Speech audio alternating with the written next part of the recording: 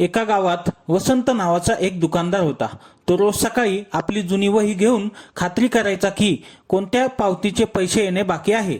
एके दिवशी त्याने आपल्या वहीतून एक पावती क्रमांक काढला। ती पावती पाहून तो हसत मित्राला म्हणाला, ही पावती खास आहे, कारण हिच्यासारखी संख्या फारच कमी असते। तो त्याचा मित्र विचारतो, काय खास आहे यामध्ये?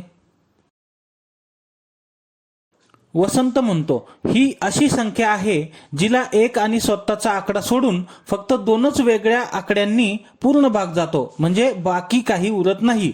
काका हसले आणि त्यांनी एक हिंट दिली, ही 3 अंकी संख्या आहे आणि मधला अंक 0 आहे।